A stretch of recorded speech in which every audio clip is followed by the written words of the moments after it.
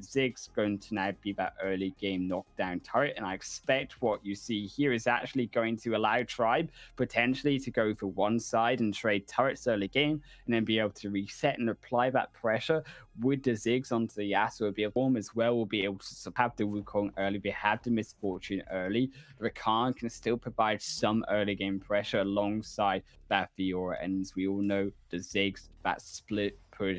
So I got to be right back. My food is here. I'll let you solo for like 30 seconds a minute. Be right back. We're off onto the sushi game. He's on the sushi match for his dinner. We're on the match though with Tribe and Queso. We're gonna have some cheese instead, and it's gonna be an all-out engaging dive for Tribe. 5-man. They're not gonna find anything for now, though. It will only be Rakan going to be in the blue side jungle. Instead, it's going to be a much more relaxed side for Team Queso, who will just farm up their red side. They'll farm now down to the bot side with the duo of Misfortune and the Rakan in the Dragon lane, going to now push that wave a little bit further ahead into the rest of Tribe. And this is where we talked about the advantage going to be so crucial for this Misfortune to get the lead, not only on the bot side and against the duo lane, but also in this dragon side lane as well. Going to then have priority and be able to control Doom and Friend out of this first potential Ocean Drake.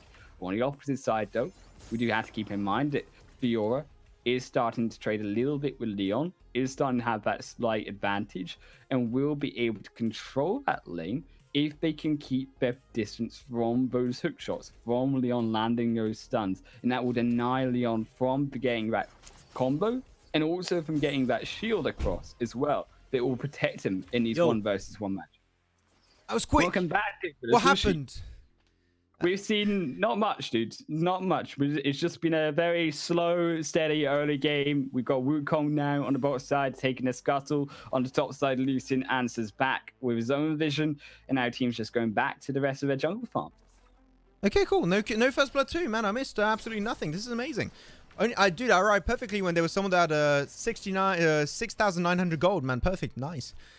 So we're going to see how things are going to be going now. Yeah, so main composition, we already talked about it quite a bit, but I'm looking at Lee Sin in the top side. Emperor Duck, he is currently only level 4, so that Dragon's Kick is not going to be available, which would be great onto Acolyte. But Acolyte can really counteract that with his repost. He could really dodge it pretty easily. So Acolyte's got to be very careful and on the ball when he executes that one down. But yeah, Emperor Duck's still not on that level power spike. He still can't get that level 5. Acolyte, he's feeling really comfortable. Yeah, you know Acolyte has spotted that out on the rocks and the Krugs, and you know that Duck will now just reset back. Acolyte won't be caught out by the potential sandwich from Leon and Duck for now, but that's going back for round 2. Maybe wants to try find a little bit of a pick in the wrestling ring, and onto Acolyte might be that first blood, but Leon has to also be a little bit respectful. We know that Acolyte has pulled off a 1 versus 2 off in this top side before, and I wouldn't be surprised, honestly, Max, man, to see it again, especially Wukong rotating up as well. Wasn't it a 1v4? At one point. It was a good 1v2 early. It was a 1v2 at one point, but like also under tower he survived as a 1v4 and he was able to pick himself 1 kill. Exit ultimating on the tower though in the top side. Yep. There you go. Acolyte going to be looking amazing once more. And Leon will have to revert away. Emperor Duck. Oh my god, they die at the exact same time. Crescendo. Momentum. And there you go. 2 kills going away off Team Queso. And that first blood gold is going to be looking amazing in the hands of Acolyte. And it's what we talked about with Fiora getting fed early game, being able to counteract that Lee Sin, and Lee Sin stayed up in that top side for so long, got nothing but a port back very quickly over to his healing platform, and in the wrong way, a port, as he will be in that black and white screen for those few seconds. Now with the Dragon kind of come back up on Rifty though, and it's going to be the Ocean Drake. It will be contested. Look, what are you blowing about, dude? Dying is just a quick version of the backport, okay? You don't want to go through the animation, just die. It's the new meta, like... Dude, I can't be bothered to do the full animation. Oh, I'm too lazy. I'm just gonna go die to the hands of my enemies. The recall was so yesterday, dude. Like, recalling, like, more like cringe, like... The acolytes today. Like, you get your free acolyte, buy 1 get 1 free. That's the deal of a century, man. I feel like I shouldn't need that. I think all my teammates, that's what they do in my solo queue games. I understand it. They're just playing the new meta, man. I've been foolish. But that's fine, as Memorize now going to be slowly trying to make his way out of that one. He's getting pushed away by Tribe. This is going to be an Ocean Drake, and of course, as you know, Team Tribe, they don't give a damn about any Drake unless it is the Infernal Drake. So they're not going to force their way onto it just yet. It will be the Ocean Drake held up for now, but keep in mind the vision does go over the way to Team Queso, so we will have the vision of exactly when Emperor Duck should start this one, and it will now also defend their bot side turret. The pressure now coming out as that jungle rotation has come through. Sig's also going to be rotating as well, but keep in mind, crucially, this Fiora not going to be there right now, and Fiora will need to make that rotation at some point down, because without that core player on their team, you saw how it played out with the Gragas Acolyte not being there in game number 2. They sent him productive actually for some pretty nice rotations, trying to get some stuff underway. But unfortunately for him, the team of Team Queso is being very wary of their surroundings, being very cautious of how they approach these different situations. Ibu on the back line. They're going to make it though. Camille, Leon is nowhere near and does not have a teleport at this stage of the game, which you could expect that to be the case. So they're feeling pretty confident. Yasuo also mid. He's not going to be able to join up. Fiora, well, you're not there. I do not know. Maybe it's still coming out from Emperor Duck, and he gets it. Can he now survive? That's the question of the hour. Seemed like he doesn't have much. Oh, he actually gets a kill. That was a great, actually, Dragon's kick. And they trade it off so well. Now, an Ocean Drake for free plus an extra kill. Man, super worth it. And at the end, Tribe are going to be super happy they took that engage. Man, that is so crucial. Is it bad that I was thinking that steal would come through in my mind from Emperor Duck, and it actually did? I feel like I've cursed them now. I feel so horrible. It's Emperor inside. Duck. He does it like, so much. I don't know how many steals. It would be cool if we had a stat like how many steals he done, because I think he's done. I think I wouldn't be wrong by saying he stole like 5 or 6 jungle objectives. Like he's done it quite a bit.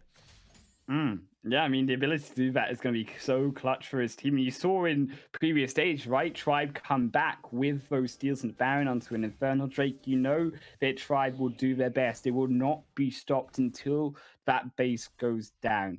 And Team Queso, they now need to contest the second objective, this time further up to the top side, where it will be that Rift held, and Team Queso won't look to have this one stolen away. And Emperor Duck, though, is already waiting in the wings. He's waiting to try and contest this one up as Team Queso, the 4 members, do have priority control, and also Acolyte has a little bit control over Leon from rotating out, but say that Acolyte going a little bit low.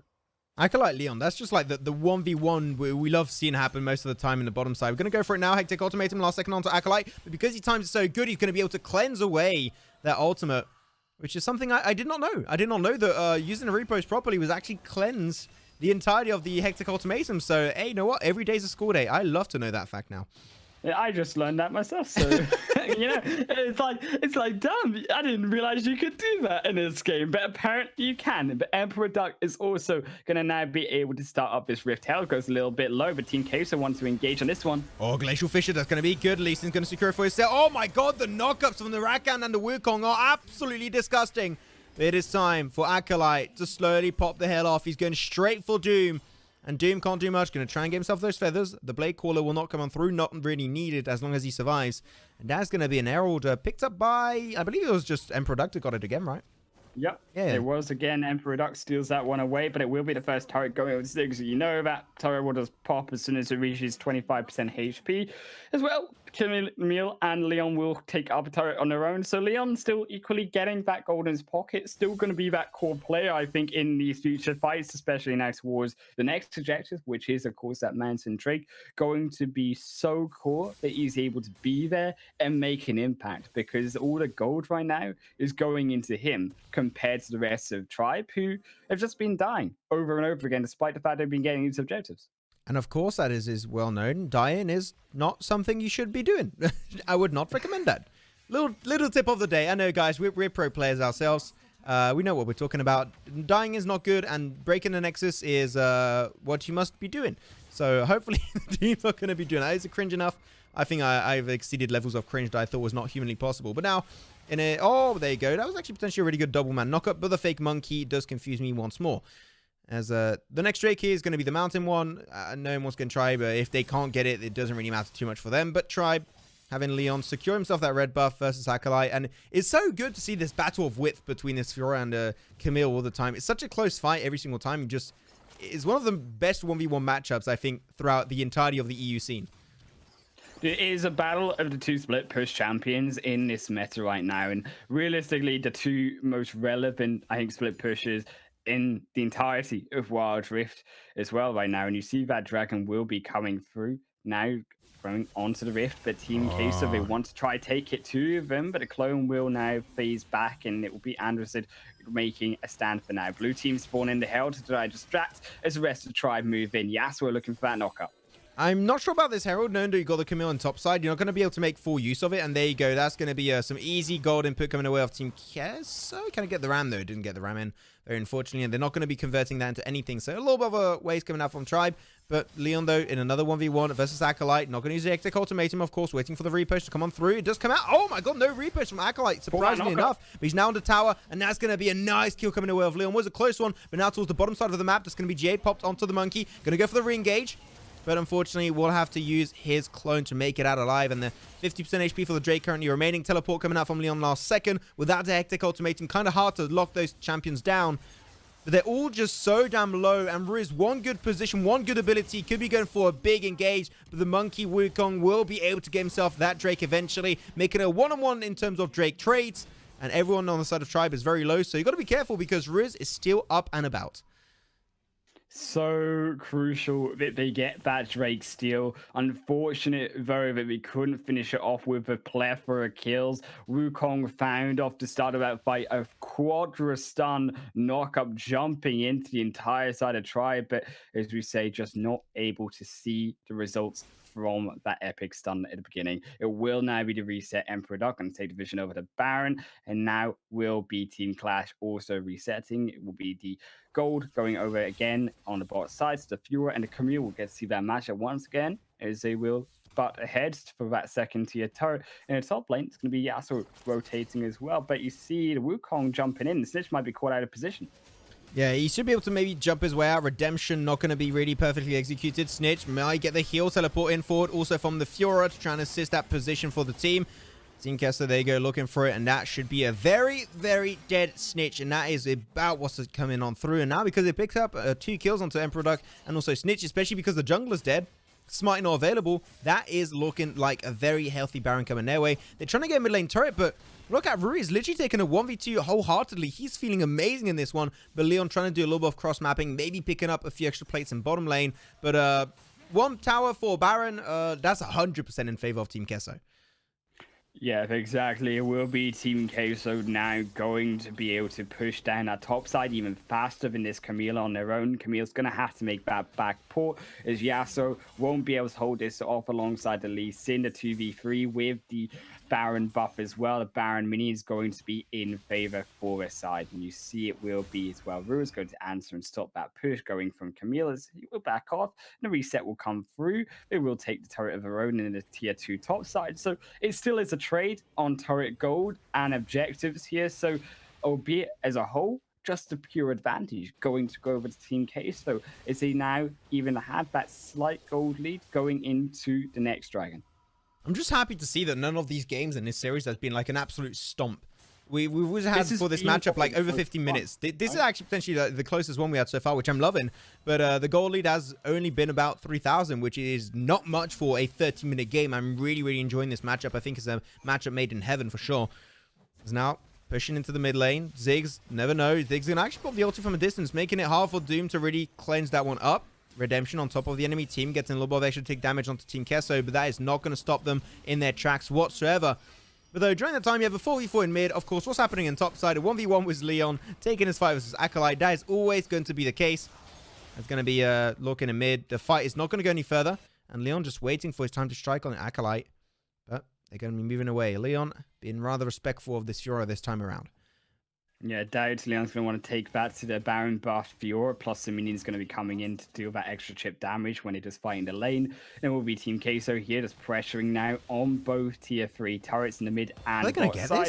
As they now get this turret potentially as well, but we won't be able to. The minions will clear. Now the Glacial Fissure will come out and the engage from Tribe. Oh, that was such a good engage from Yasuo, right on top of the Misfortune, but she's able to flash right after. Oh my god, the bullet time! That is insane from Ibu, and that bullet time alone picks him up a double frag and potentially takes himself the win versus Team Tribe. The redemption is there to give him a little bit more HP.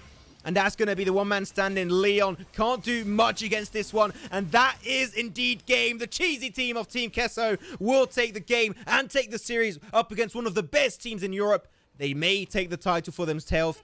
What a game from Queso here. Just used to try backs on himself and cut himself a own slice of cheese and The just bullet time.